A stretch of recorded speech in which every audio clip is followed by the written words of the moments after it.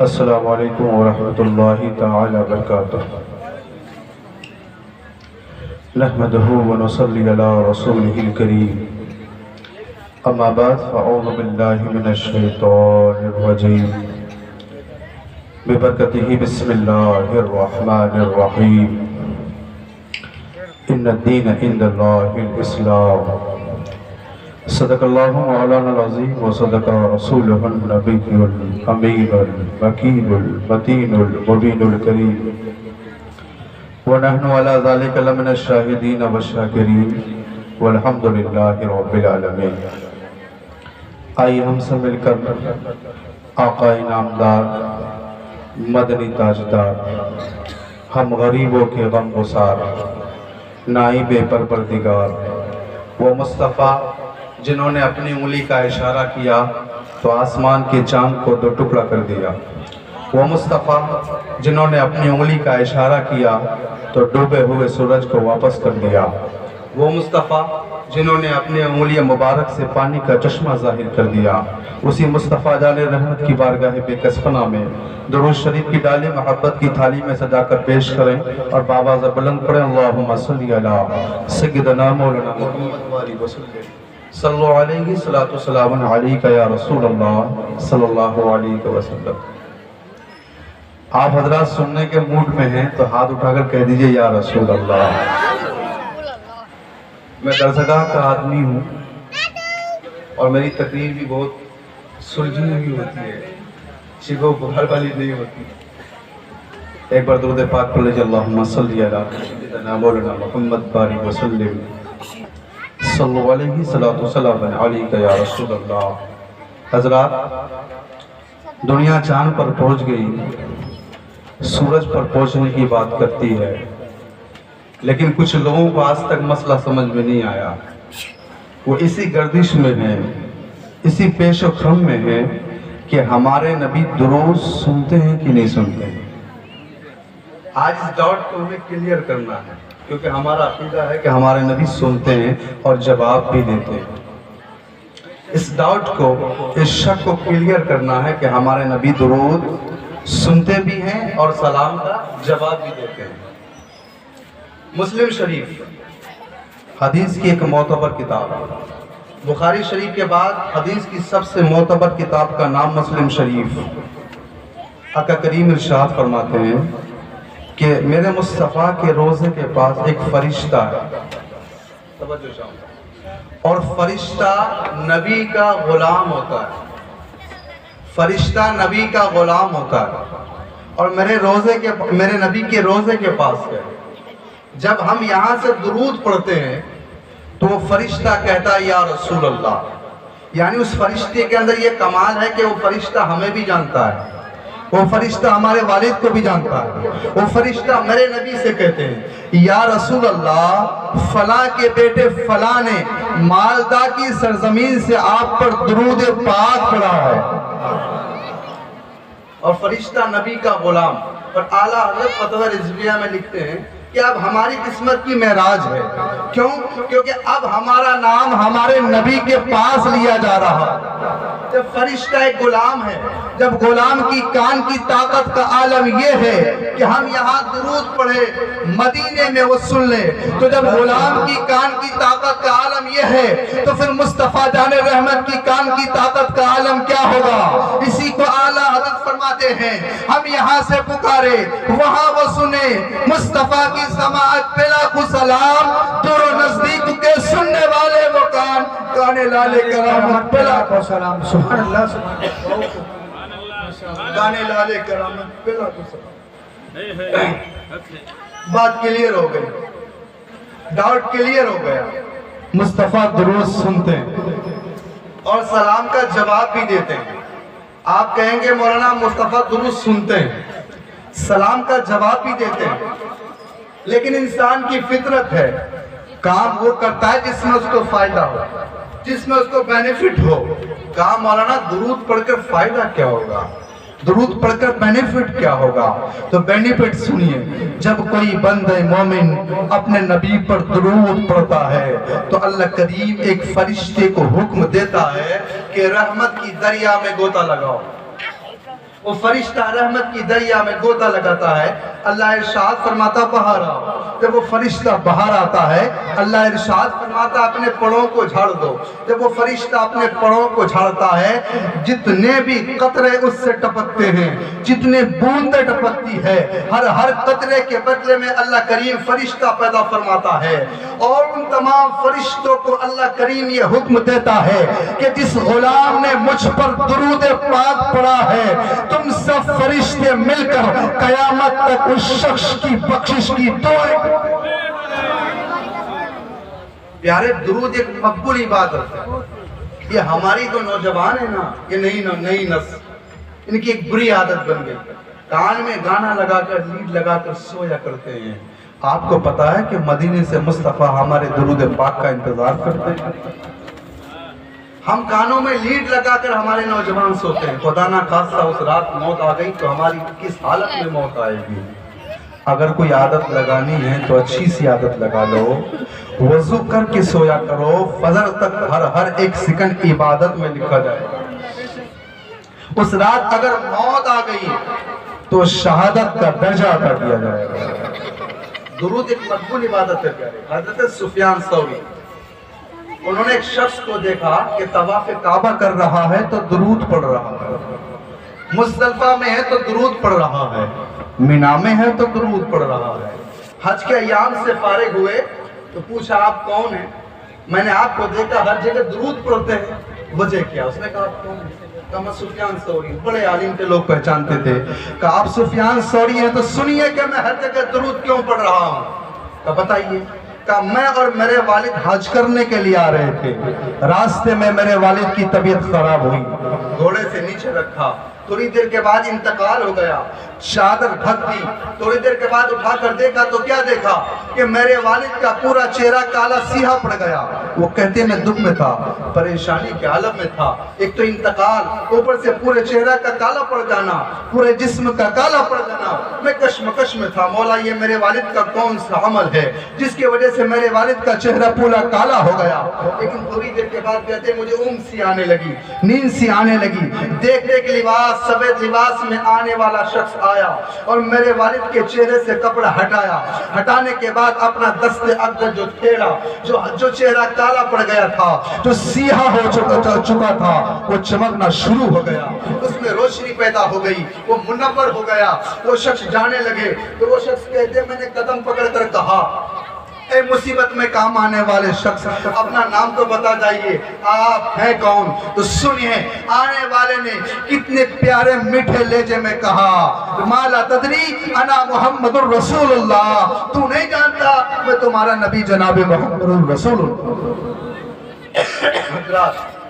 پھر وہ شخص پوچھتے ہیں یا رسول اللہ یہ میرے والد کا کون سا عمل تھا کہ آپ کے دست مبارک پھرنے سے میرے والد کا چہرہ منور ہو گیا؟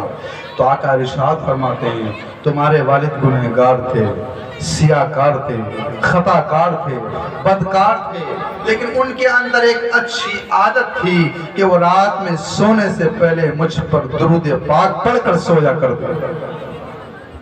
حضرت علی سے میرے مصطفیٰ نے ارشاد فرمایا علی سونے سے پہلے 3 کام کر کے سویا کرو، سونے سے پہلے 3 کام کر کے سویا کرو۔ حضرت علی نے کہا یا رسول اللہ وہ 3۔ نعرہ تکبیر، نعرہ رسالت، مفتی اختر نعیمی صاحب قبلہ، نعرہ تکبیر، نعرہ رسالت۔ درود پاک پڑھ لیجیے اللہم صلی علی سیدنا مولانا محمد۔ ہمارے گن سارے طلباء اسٹیج پہ آ جائے۔ لگتا ہے چاشنی بدلنے کی ضرورت ہے۔ میں نعت شریف کے 2-3 شعر پڑھ رہا ہوں۔ زمین میلی نہیں ہوتی، زمن میلا نہیں ہوتا۔ سبحان اللہ۔ زمین میلی نہیں ہوتی، زمن میلا نہیں ہوتا، محمد کے غلاموں کا کفن میلا نہیں. حضرت سلطان صلاح الدین ایوبی کی قبر 850 سال کے بعد جب زلزلہ آ گیا تو قبر ڈھہ گئی, مٹیاں ہٹ گئی. علماء سے مسئلہ پوچھا گیا دوبارہ مٹیاں ڈال دی جائے. حضرت سلطان صلاح الدین ایوبی کو لکڑی کی تابوت میں رکھ کر دفن کیا گیا. جب قبر کی کنارے کی مٹی ہٹائی گئی تو 800 سال کے بعد سلطان صلاح الدین ایوبی کے لکڑی کی تابوت میں دیمک بھینے لگی. 100 سال میں لوہا مٹی بن جاتا ہے, لیکن 800 سال کے بعد لکڑی کو دیمک نہیں لگی. اور جب تابوت ہٹا کر دیکھا, لکڑی ہٹا کر دیکھا تو سلطان صلاح الدین ایوبی کا کفن بھی میلا نہیں ہوا. اور ہاتھ لگا کر دیکھا تو پتہ یوں چل رہا تھا کہ 10 سے 15 منٹ پہلے کوئی ابھی سلطان صلاح الدین ایوبی کو قبر میں لٹا کے گئے. محمد کے غلاموں کا کفن میلا نہیں ہوتا. محبت کملی والے سے یہ وہ جذبہ ہے سنا لوگو, وہ جس من میں سما جائے وہ من میلا نہیں. سبحان اللہ, سبحان اللہ. وہ جس من میں سما جائے وہ من میلا نہیں ہوتا. اور جو نام مصطفیٰ چومے کبھی دکھتی نہیں آنکھیں. جو نام مصطفیٰ چومے کبھی دکھتی نہیں آنکھیں. پہن لے پیار جو ان کا بدن میلا نہیں ہوتا. پہن لے پیار جو ان کا بدن میلا نہیں ہوتا. حضرات, قرآن اس جگہ میں قرآن و حدیث کا درس دیا جاتا ہے. اس جگہ کو مدرسہ کہتے ہیں اور مدرسہ رسول اللہ کا گھر ہے. مدرسہ رسول اللہ کا گھر ہے اور پڑھنے والے رسول اللہ کے مہمان ہیں اور پڑھانے والے رسول اللہ کے نائب ہیں. پڑھنے والے رسول اللہ کے مہمان, پڑھانے والے نائب, اور اس جگہ کا نام رسول اللہ کا گھر. آپ علی گڑھ مسلم یونیورسٹی پہنچیے, وہاں کے مین دروازے پر ایک کتاب کا نام القانون لکھا ہوا ہے. اسے خریدیے اور پڑھیے. پارٹ 2 پر لکھا گیا. پوری کتاب کو ڈاکٹری لائن پر لکھا گیا. پوری کتاب کو ڈاکٹری لائن پر میڈیسن بنانے کا طریقہ بتایا گیا ہے. لکھنے والے ڈائریکٹر کا نام معلم اول منطق ارسطو ہے. اس سے کسی نے پوچھا یہ تمام ڈاکٹری کے فارمولے آپ نے کہاں سے نکالے ہیں؟ تو انہوں نے کہا سارے طریقے, سارے فارمولے ہم نے قرآن مقدس سارے فارمولے سبحان اللہ, سبحان اللہ, سبحان اللہ. قرآن مقدس سے نکالے.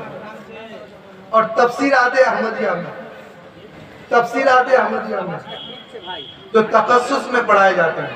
ملا جیون کے استاد اورنگزیب رحمت اللہ علیہ لکھتے ہیں قرآن میں ایک سبجیکٹ نہیں, 2 سبجیکٹ نہیں, 1000 2000 نہیں, بلکہ قرآن میں 77,550 سبجیکٹ ہے. 77,550 علوم و فنون ہے. وہ آگے کہتے ہیں مجھ سے زیادہ اگر اور کوئی بھی ایڈوکیٹڈ ہوگا, ایڈوکیشن والا ہوگا, تو اس سے اور بھی علوم و فنون نکال سکتے ہیں. اپنے بچوں کو یونیورسٹی میں پڑھانے والوں, یونیورسٹی کی ڈیفینیشن یہ ہے کہ اس میں 36 سبجیکٹ کی پڑھائی ہو, جس کے 72 برانچز ہو, اسے یونیورسٹی کہتے ہیں. اگر 25 سبجیکٹ کی پڑھائی ہو, 35 سبجیکٹ کی پڑھائی ہو, تو یونیورسٹی نہیں کہیں گے. تو قرآن میں 1000 نہیں, 2000 نہیں, 77,450 سبجیکٹ ہے. جب آپ کے لڑکے کے سینے میں قرآن مقدس محفوظ ہوگا تو ایک یونیورسٹی نہیں ہزاروں یونیورسٹیاں مدفون ہوگی. اور آپ کا بچہ اگر گلی سے گزرے گا دنیا پکار کر کہے گی, جنت دنیا پکار کر کہے گی غلام مصطفیٰ جا رہا ہے. جنازہ اٹھے گا دنیا پکار کر کہے گی, مسکرا کر کہے گی دیکھو جنت کا مہمان جا رہا ہے. سبحان اللہ, سبحان اللہ. اپنے بچوں کو کردار دیجئے مصطفیٰ کی طرح, اپنے بچوں کو گفتار دیجئے مصطفیٰ کی طرح.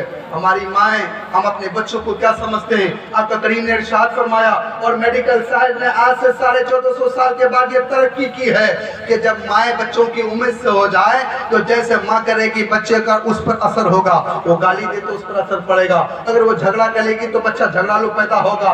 آج سے 1450 سال کے بعد یہ ترقی یہاں ترقی ہے, لیکن پروفیٹ محمد صلی اللہ علیہ وسلم نے آج سے 1450 سال پہلے ارشاد فرمایا اسلام کی خواتین اگر تم بچوں کو امید سے ہو جاؤ تو اللہ کا ذکر زیادہ کیا کرو, قرآن مقدس کی تلاوت زیادہ کیا کرو. کہا کیوں؟ اس لیے کہ اس پر بچوں کا اثر پڑنے والا ہے. مثال لے لیجئے, غوث پاک کی والدہ روزانہ قرآن مقدس کی تلاوت کیا کرتی تھی تو جناب غوث اعظم 15 پارہ کے حافظ قرآن.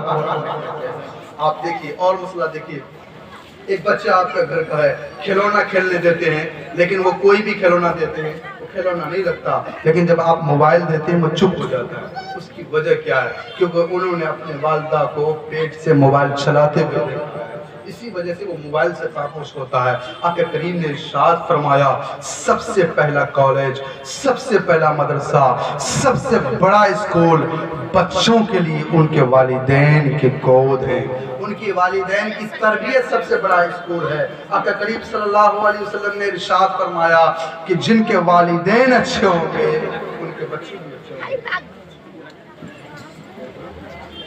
جن کے والدین اچھے ہوں گے ان کے بچے بھی اچھے ہوں گے. تو میں آپ کو بس ایک ہی میسج دینا چاہتا ہوں, آپ اپنے بچوں کو قرآن مقدس کی تعلیم دیجئے. اگر آدھی روٹی کھانی پڑے تو کھائیے, مٹی کاٹنی پڑے تو کاٹیے, مزدوری کرنی پڑے تو کریے, اپنے بچوں کو شریعت مطہرہ کی تعلیم دیجئے. اللہ کریم سے دعا ہے میرے کہنے سننے میں کسی قسم کی لگش ہو میں توبہ کرتا ہوں, استغفر اللہ ربی من کل ذنب واتوب الیہ. سب لوگ مل کر پڑھ لیجئے لا الہ الا اللہ محمد رسول اللہ. کی محمد سے وفا تو نے تو ہم تیرے ہیں, یہ جہاں چیز ہے کہ اللہ ہو قلم تیرے ہیں. محمد کی محبت دین حق کی شرط اول ہے, اسی میں ہو اگر خامی تو سب کچھ نامکمل ہے. تمنا درد دل میں ہو تو کوئی کام کر جاؤ, اگر ہو سکے تو خدمت اسلام کر جاؤ. اسلام تھا اسلام ہے اسلام رہے گا, قرآن تھا قرآن ہے قرآن رہے گا. اسلام کی گردن پر حسین ابن علی کا احسان تھا احسان ہے احسان رہے گا. اور میں یوں کہتا ہوں ہم سنیوں کی گردن پر امام احمد رضا کا احسان تھا احسان ہے احسان رہے گا. اسلام تیری نبض نہ ڈوبے گی حشر تک, تیرے رگوں میں خون ہے چار یار کے. اسلام is good religion in the deen in the Allah اسلام. بڑے دنیا کے بڑے بڑے اسکالر لوگوں نے اپنے گھٹنوں کو زمین پر رکھ کر اپنی نگاہوں کو آسمان پر اٹھا کر کہا اسلام is good religion, دنیا میں سب سے بیسٹ مذہب کا نام مذہب اسلام ہے. پھر انشاءاللہ زندگی کی کسی موڑ پر پھر ملاقات تھی تو گفتگو کرنے کی کوشش کروں گا. السلام علیکم ورحمۃ اللہ تعالی وبرکاتہ.